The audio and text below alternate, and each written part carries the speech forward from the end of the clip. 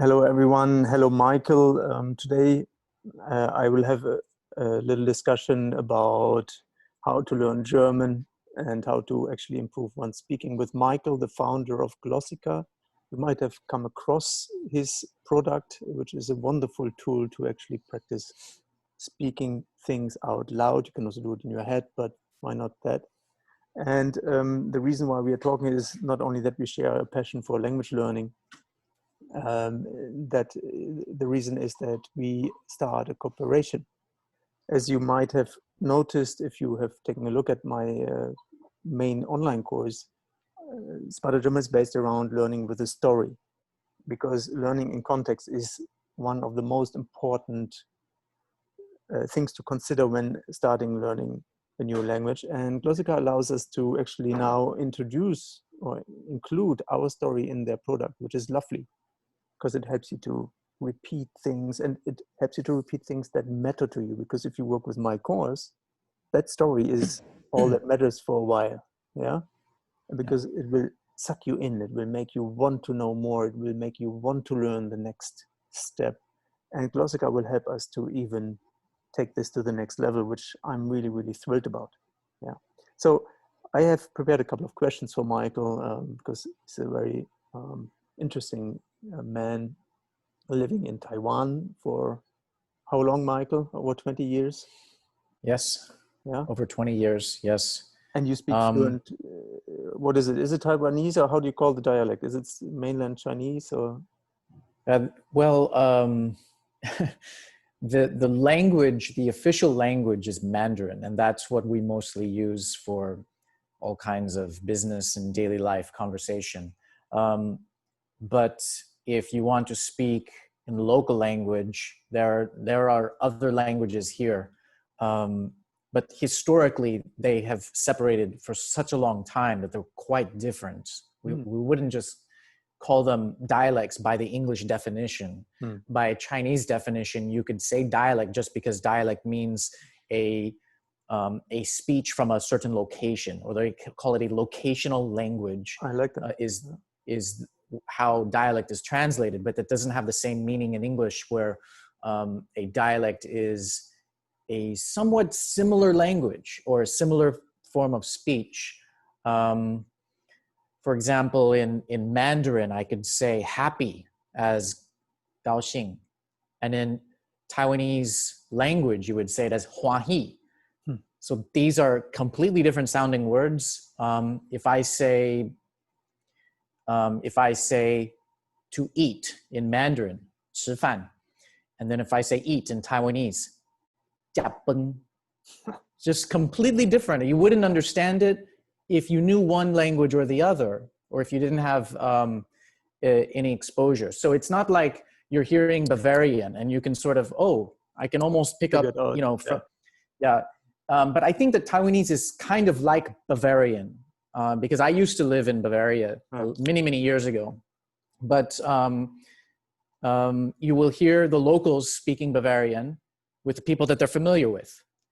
But then they will switch to a more official language when they speak to people that they're not familiar with. So this is how it works, you know. So there's this diglossia, or there's this two language, and there are other languages, but it really depends on who you know. It's kind of like a family or like a community type of a language. And you understand them both? It's Taiwanese, right? Officially. This is just a convenient word, a convenient name for the language. It has a historical name. A name based on its historical origins, which is just across the strait in mainland China. So that whole southern region of China is the Min area. There's the Min River. And so this group of languages separated from main Chinese about 2,000 years ago. So you're talking about a language older than Latin, or as old as Latin. And that division happened at least 2,000 years ago based on the evidence.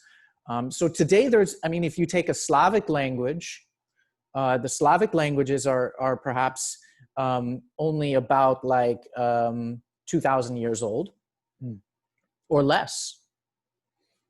And so that division happened that long ago. And so the point here is that today is a family of Min languages, and so they call this Taiwanese version is just the southern variety of Min. So it's like Southern Min, and then it has its own other pseudonyms like Hokkien. Some people that live in overseas communities, they will refer to the different dialects within Southern Min as, oh, I speak Teochew or something like this from a certain city. But they're even quite different. You know, if I understand Taiwanese, I wouldn't be able to understand their dialect without going and actually learning it specifically. Wonderful. So it's, they have a very long history. Yeah, and they're quite different. So the Mandarin spoken in Taiwan is a standard, the one that is the same as in Beijing in China. Although it is diverged, like you would have English, American English and British English. So there's a slight different accent and some different choice of words, but grammatically and speaking wise, it's the same language, and it even has the same intonation and everything. So it's essentially the same language, just with a different accent. I'm fascinated by the depth of your knowledge about the language and the region you are living in, right? And it inspires me to actually look for the origins of the German tribes, let's say, like the German countries like Bavaria or North Rhine-Westphalia or Lower Saxony, all these things. So I certainly will see whether we can create something for that. Beautiful. Well, Germanic is a fascinating branch of language. It goes back, and then you have the Gothic, the ancient East Germanic languages, I think, is spoken in present-day Ukraine. So the old Germanic tribes, perhaps they pushed the Celts out of the region in the very early times, because the Celts were mostly across all of Europe. But Michael, let me stop you here, because I can see how we could spend hours on things. So just out of curiosity, I don't remember, have you studied linguistics? What are you by trade? Yes, I'm a linguist. See, that explains a lot. You like to go into these details, right? And they are fascinating. I love the history of all language families. Yeah, very, very interesting. And I understand why. I studied Turkish studies, and we went into Mongolian language and Old Turkish and all these things. I was a lousy student, but I got fascinated. I had a professor like you almost, who could just make this alive again and see, this is how this word explains us so much about where people come from, and it's fascinating. It's a beautiful field. But today we are less about theory, we are more about practical things, and also about Glossika. But thank you for this lovely introduction. It really shows your passion, which in a certain form I share. I'm just not too big on knowledge of that kind, but I'm always fascinated by it, because it really gives a little bit of flesh to the whole language learning thing. Because people want to learn German. At times people say, oh, I just found out about German, is it worth learning it? Beautiful question, but and why not? And there's so much to a language, to any language, which you just have illustrated. That's beautiful. But Michael, tell me more about Glossika. So what does Glossika do, and how did it come to life? Like, why did you come up with it? Why did it come into life via you, I like to say? Well, one of the biggest disadvantages for me in learning language is precisely what I just demonstrated, is that I go down into all of this history and I like to learn. I learn so much about everything that I don't actually do what I'm supposed to do, which is I need to practice speaking. I need to practice this conversation with people. And I love analyzing, and I love looking at the grammar and reading all the grammar books. And I just realize fluency is always a few steps away, but I never get closer.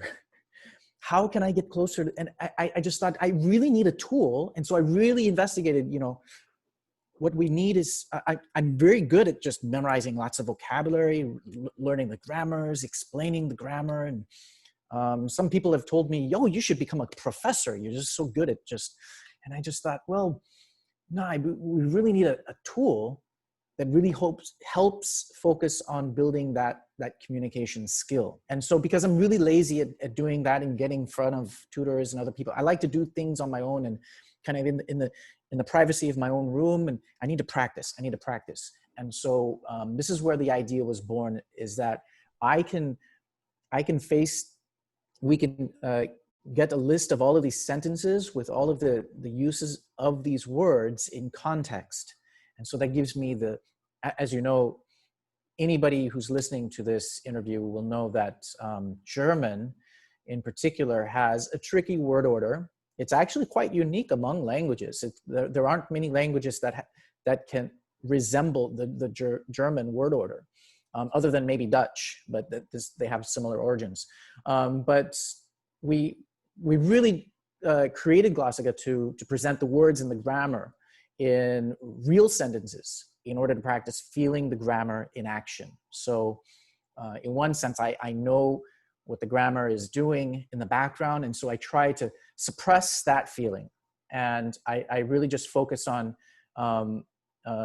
getting a feel for the language, a feel for the fluency, rather than trying to remember the grammar, what grammar is needed, what all of these rules. I'm a big fan of Slavic languages too, and you know, the number of cases and conjugations, they just expand the further east you go with these these languages. So as you can tell, I've always loved learning languages, but I face the same problems that I think that most learners face, is that it's difficult to internalize that feeling of natural fluency. And so it's always just out of reach. And so I think that is the specific goal that, you know, we've tried to attain with building this service. Yeah, I can see that. And if I wanted to say it with my words, like, it's difficult to find opportunities to practice. Well, there are opportunities if you live in a country where they speak the language you're learning, right? But then you have psychological inhibitions. Maybe not everyone is such outgoing, say, me banana. Yeah. So if you want to buy a banana, but it's easy to get what you want, and people give you what you want, even though your German is crappy. So it's difficult to go out and actually get feedback that is useful for you, unless you have the ability to listen very well to how people say and use things. And if you can do this in my little old chamber and uninhibited, yeah, because I could sound as silly as I wanted. I'm my only judge there. It's a beautiful way to actually practice for the real world. And I really loved it about Glossika as well. And I have a couple of techniques in addition to Glossika in my course that help you to prepare. And once you're prepared, it's like with an exam, the best, if you're prepared, exam is a piece of cake. Yeah, it's a little bit university, but yeah. You mentioned something that reminded me of being in a traditional Asian market. Yes. And those people, they don't want to give you the time. They just, either you speak fast to me because I have, 50 people here.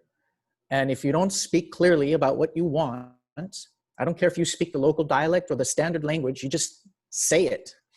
Otherwise, the people literally push past you. And people are busy. They're businessmen, businesswomen, these aunts and the uncles in the markets. And so they don't have time to play language games with you. They want to make the transaction and move on. And so that gives you pressure, that in one sense, it means you have to perform and you have to be psychologically ready to be there and make your order.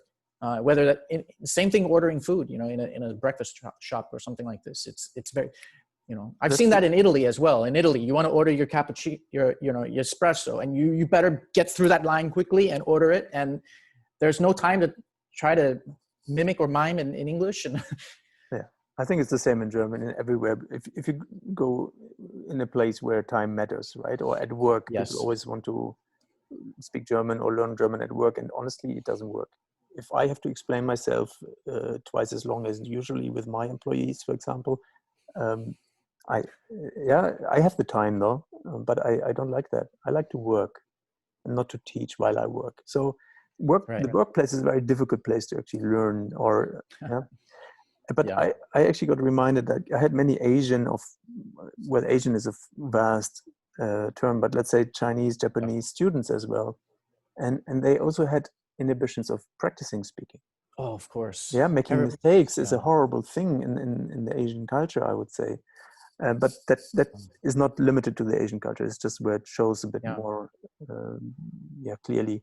So the online learning allows everyone to really make as many mistakes as they want without Yeah. losing their face, without feeling ashamed. And that's beautiful. There's still frustration because the tools, you know, it's a computer responding, right?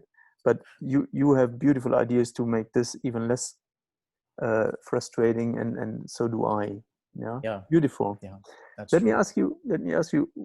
What because I'm certain you get a lot of feedback from students. What are the biggest challenges from, what do they say? Oh, I'm struggling with this, and with this, can you not help me with this? So what are one or two of the biggest challenges your users actually are experiencing? You know, it remind you know, not to kind of detract from the question. Let me just say something that I was reminded of just now. Is I find it fascinating that there are so many intelligent scientists and professors in the world who continue to say that a foreign language is beyond their ability or too difficult to learn. And whereas I think their fields of study, whether they're a physicist or something else, their field of expertise are much more difficult than any foreign language you would have to learn. So I think that in one sense, analyzing and learning the language from a book is quite simple enough, and you can go take a test and whatnot. But to actually, and I think what people are scared of is that they have to actually stand up and speak that language. That might be a little bit different in Europe because you have you know, people who worked in Geneva, they pick up French, or they use German, you know, a lot of these scientists. But I continue to see, at least in the English speaking world, a lot of very intelligent people and scientists claim that a language is beyond. So I don't think that we should treat language like this, because language is not, it's not an academic discipline. It's a skill. It's a skill that you have to acquire. And it's just like, you know, if a 3-year-old or a 5-year-old can acquire language, then why would any professor or a scientist of such great stature not be able to do this? They're just using the wrong approach, and they might have the wrong mindset. But there's nothing difficult about it. I mean, it's about as difficult as going to the gym. And the only difficulty about that is getting out of bed and going. And, you know, the weights might be heavy, but the more you do it, the more that you can handle them. And so the main point is that you go out there and you do your reps, and you have to do those repetitions every day. And so it's more like a marathon, and it's not about getting results this week. And it's not about what can I do by next week. You really have to put in a lot of practice. And memories are not that easy to form in our heads, and the patterns, they take time. You know, even for a child, it takes 3 to 5 years to really gain that ability to talk a lot. Yeah. So it's, and that's the most natural way, you know. I mean, you shouldn't assume that you can do it faster than a 3 or a 5-year-old, you know. Well, let me say, because it's a common thing, like people, or Rosetta Stone or whatever in Berlin, they say learn a language like a child, or maybe they said that back in the days, because they teach you German using only German. And that's a kind of, it's a myth. So children, actually, I read years back when I still did a lot of research, that kids actually, it takes them 12, 13 years to develop a kind of an adult-like language fluency. Of course, they beat us in fluency and in pronunciation, intonation, all these things. Right. But that is not That's that true. important. That's true. Yeah. So it takes A a long 5-year-old time. does not speak anywhere like an adult. That's true. And also it doesn't comprehend language in that sense. Irony and sarcasm, whatever you true. want to add to that. That's true. So we can learn faster as adults, absolutely. but we need context, and we do need some, we need to understand what we're doing, or we just lose interest. Yes. Because the difference between me and a child is that I want to talk to these people, and I want to learn the language because I have nobody else to talk to. I don't have a plan B. I can't turn around and talk to my own people in my own language, because a baby's only language is the one that they're learning. Yeah. And so they have that motivation. They have to learn this to talk to the parents and family. And we can just turn around and say, no, I already have my group of people to talk to. Yeah, or And I have enough command of the language, so I get by with, as I said before, me banana, right? I had a beautiful encounter with an older Turkish lady in Berlin. She went to the optician. I usually wear glasses. So I was just there waiting, and she just took her glasses, put them on the counter and said, schief, which means crooked. It did the job. She possibly didn't know much more German, but amazing. And she got what she wanted. So language functional language is very easy to acquire. The problem is then sounding a little bit more like you would like to sound. She didn't care. It was fine. Yeah. And Right. two things, I agree with you. I recently started practicing Ashtanga yoga, and Ashtanga is a very rigid form of yoga in the sense that is the same procedure, yeah, again and again.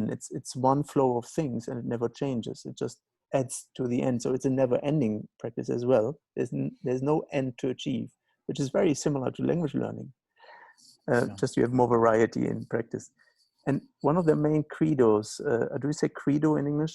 Like Sure. A mottos. belief, Yeah. motto, Motto is practice, practice, practice. Yes. And things will come. And I totally agree. It's the same with language learning. And that's also what Glossika helps you to do, right? Practice without inhibition, with feedback. That's the important thing. A child gets immense amount of feedback. An adult doesn't. A child doesn't care whether it sounds silly. An adult does. Yeah. You mentioned mindset. One of the most important things. Maybe you have 1-2 sentences to say about mindset. I like that a lot. Well, what do you mean by that? Let's say, and how? I think that you it's the same thing that you've been saying with inhibition. You can't be afraid. You can't be afraid to fail. First of all, because failures certainly will happen, and the mindset is that it's, you know, you're going into this and you have a specific goal, and that it's just like any kind of success in life. I don't know about you, but perhaps in your early 20s and 30s in the workforce, you may not have achieved the kind of success that you had hoped for, but maybe after the age of 35 or 40 or later, you start to feel more and more successful in your field. And I think a lot of people, they find a reasonable amount of success in their 40s and 50s in their own field of work. But that's because it you know, you've been doing this for your whole career, and you built up that career to a certain point that you can start to reap those benefits.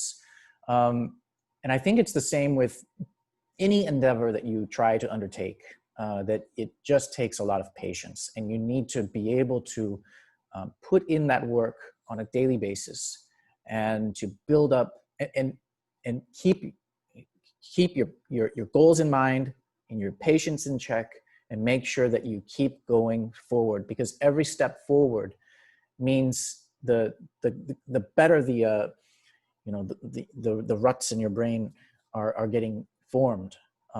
You're creating those muscle memories that become more and more natural over time.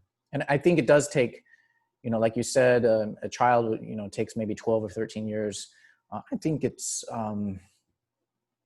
you know, we shouldn't be saying that, oh, you're going to learn a language in 3 months or 1 year. You know, you can achieve some basic communication skills, and you can probably handle, you know, when we grade it at A1 or A2, you can certainly achieve these levels at by that time. But if your goal is to actually be able to function in the language at a B2 level, this takes a lot more effort, and you have to treat it like it's a marathon, or you go to the gym and you keep going every day.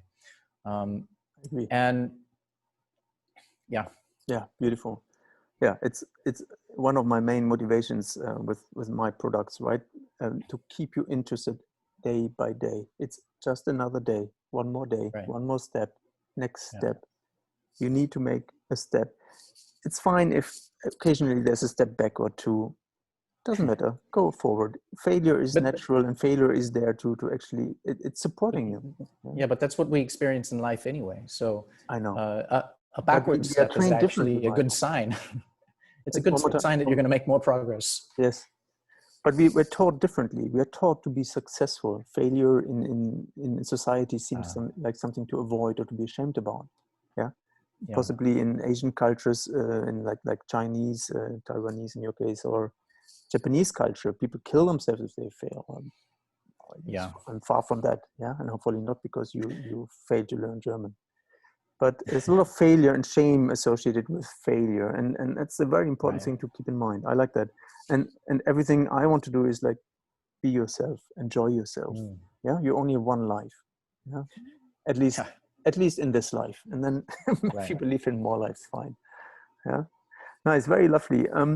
Just two more things I'm curious about. So, what made you actually decide to cooperate with me? Like, what caught you there when I introduced Smarter German to you? You know, I mean, we build our product through a process of sentence mining, and it's like actually a much easier process, except that we have to analyze the sentences for their structure and try to sort them in a proper way. But um, doing something with stories has always been a goal of mine, because I believe that you know, I've always wanted to make stories a central part of what we produce at Glossika, but we haven't had the opportunity to create that yet, because a story is difficult to put together. I mean, you've got the storyline and the characters and character development, and of course, with the kind of story that you've presented us with is a a crime, solving a crime, or it's a mystery, and these always are some of the best stories to start with, because you know they definitely hold people's interest up to the end. Um, so when we started speaking about a possible collaboration, it felt to me like it's the right time to make this a reality, because if we hadn't spoken yet, maybe this, for Glossika, it might have been another year or two before we actually said, you know, we really need to do stories. But I'm really, really happy that you contacted us and say, how's the progress going? And we're really making this a reality, and we really pushed hard to get this out.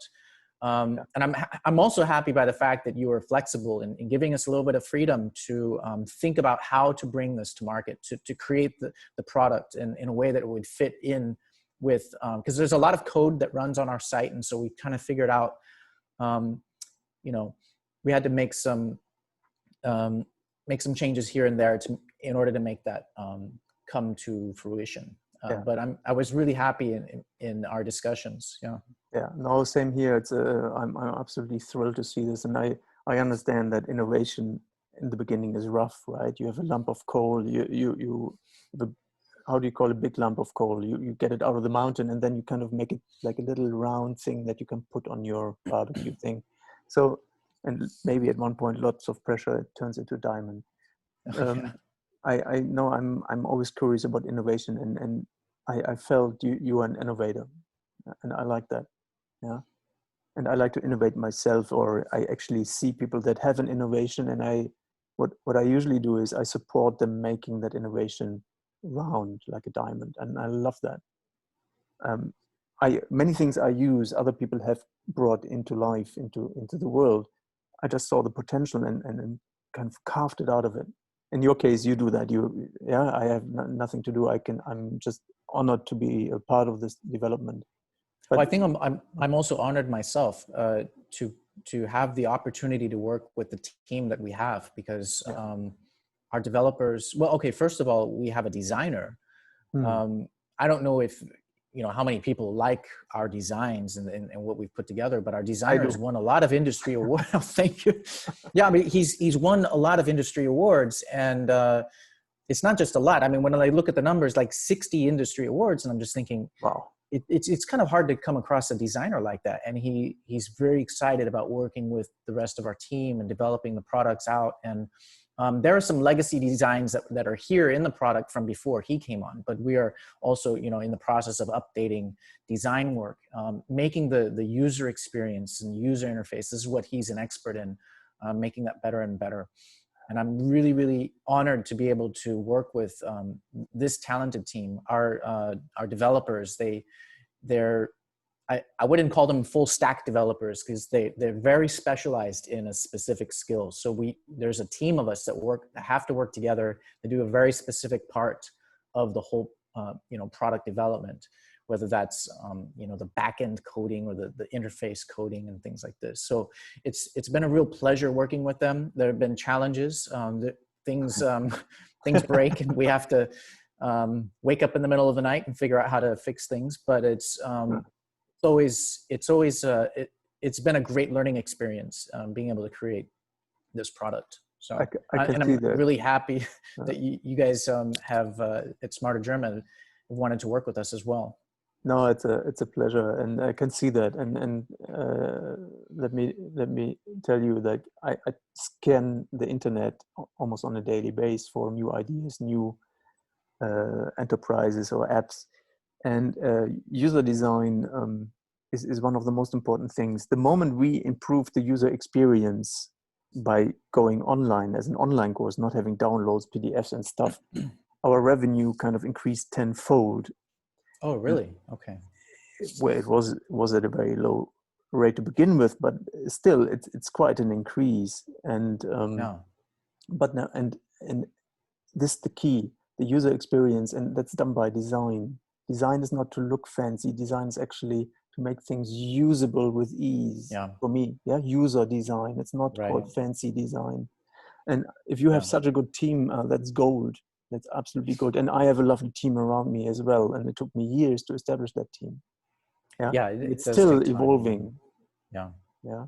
So yeah, Yeah. thank you for sharing that, and my kudos, my appreciation to your team as well. It's a pleasure. You have competitors, and I've checked them. While they have good ideas as well, of course, there's a lot of smart people out there. Right. It's the design that made the difference, which is why we are talking as well.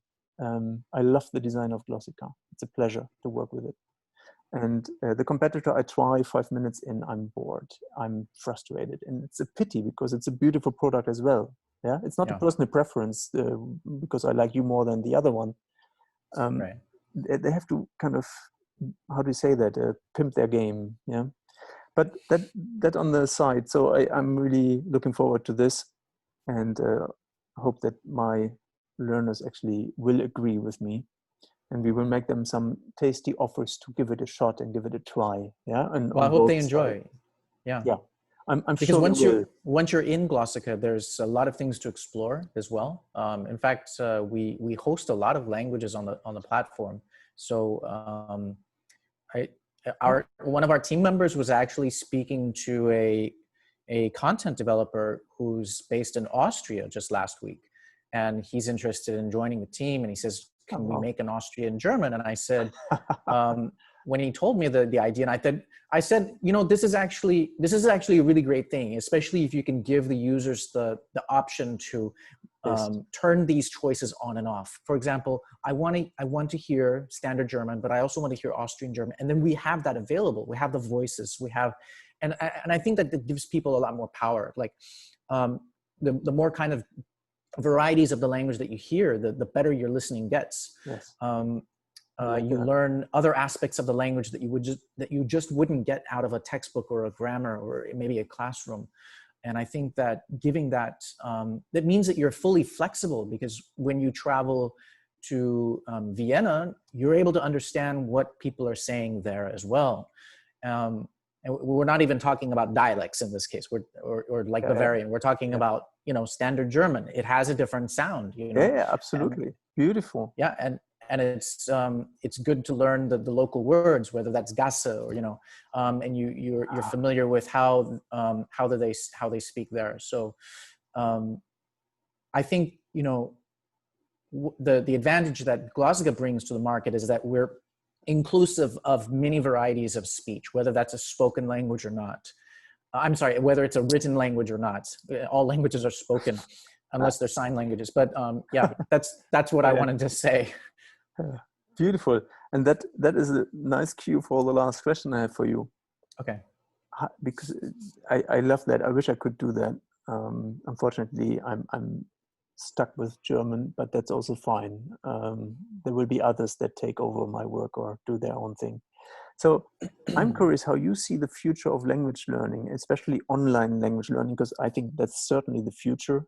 These live classes, like where you sit in a classroom with 20, 30 other people, that's the thing of the past already, but people still hang on to it because we are all trained to do so in school. And school also has to change vastly, especially in these times, right, where there's so many restrictions to get together. Give it another 50 years with a bit of optimism. But in the future, things will be completely different. But how do you see the future of language learning and with focus on online learning? Well, I certainly can't predict 50 years in the future, but maybe 5. That's already a lot. I think, I think it goes off of what you just mentioned a little while ago. I believe that the future of online language learning will create more and more opportunities for interactive engagement with the platforms. So whether that is with AI or whether that's with online tutors and teachers. So I believe that AI is playing an important role, and we use it. The role it plays is in tracking what students have learned thus far, which makes the teacher's job so much easier, right? And it also assists in calculating what a student has not yet learned. So you can actually tell the teacher, this is what we should prepare next for the student. So people complain that, AI is going to replace my job, but I just think it's going to make your job so much more enjoyable. You don't have to do that really hard work of going through the grammars and the dictionaries and figuring out what do my students need to learn next. Totally. And I think that you can see what the AI is giving you and saying, this is what the student needs to learn next. And then you can use that as inspiration to build ideas and stories off of that basic content, that idea that the AI is giving you. And that's what we do at Glossika, is try to figure out what people have learned and what they haven't learned yet. So we hope to bring, teachers and educators together to interact with our AI. So I believe that the AI will only help them, the tutors and teachers, prevent guesswork, guessing what to teach the students next, and put more focus on giving them the right balance to learn more by using what they've already learned, and giving the teachers the power of just using their own inspiration and bringing that to the learning to the learning environment. I totally agree. I see it the same way. And for me, a teacher is a person I actually need or would love to have for things that I cannot do on my own. Yeah. So if an AI or a tool actually allows me to prepare my session with the teacher so that the teacher can focus on what really matters. Let's say there's a certain pronunciation issue, or there's a short conversation or preparation for an oral exam, as long as we need those still. It's perfect. Yeah. But you don't need a teacher to tell you, look, this is the grammar, this is how we do it. Now I ask you a question, you answer me. This is redundant. It's waste of money and time of the teacher as well. I would like to see smarterGerman as a possibility to liberate teachers from their hard work. Yes. Yeah? Because so I think AI might. enjoyable. Yeah. I think AI might actually replace the teacher's assistant. But when you bring the cost down so much, then it means that more people can afford to use AI to improve their own teaching. They don't have to hire a teacher's assistant, Exactly. And you're flexible. You don't have to be at a certain place at a certain time. Even online, if you have a live, like our interview took place at a certain time. If I had this interview with an AI, I could have done it at 3 at night. Yeah, if I felt so. Yeah. So flexibility and also, how do I feel? Yeah, mornings at 8, if I go to school, I like groggy. Yeah, I need a little of coffee to get started. So for me, it's a no-brainer to learn online. Yeah, because it saves so much time, energy, and frustration. And with your genius behind the tool you produce, beautiful. The outlook is thrilling, and I hope I have a couple of more years to enjoy the future of this experience. And I've experienced knowing people online first and then meeting them in person, and I feel like there really isn't much difference, because the technology has gotten so good now that, I mean, it's literally like I'm in the same room with you. Yeah. And if I were in the same room with you right now having this conversation, it would only be more peripheral vision of the room, but the interaction with you is almost entirely the same. Yeah. I get the same people. Sometimes I meet people in Berlin or online, and they say, "Hey, Michael, I feel like I've known you for years." Yeah, just watching and that's the biggest compliment I can get. They feel they have a personal tutor, even though I'm not even appearing there in person. Just videos of me, but I try to stay in touch with everyone by the Q&As I give every week or live classes. But So yeah, I totally agree. It's And the answer I gave is really just a narrow focus on what the future could be. I think that there's so many other ways, whether that's you're creating AR or VR event environments. And so I mean, there's just so many possibilities. So yeah. So let's see. It's if we knew already the future, it would be boring, right? So let's see what surprise is there. Right. Michael, beautiful. We're at the end as well. It's been a pleasure. Thanks from the heart for taking the time and for this project. And let's see where it goes and how our learners actually like it and enjoy it. Yeah, thank you very much. And it's been a pleasure working with you. Same. And say thank you for your team, especially Sheena, for setting everything up so smoothly. Thank you very much. Yeah. It's really nice. Yeah. Take care and have a lovely day. Okay, and, you too. Talk to you soon. Yeah. Okay, goodbye. Goodbye.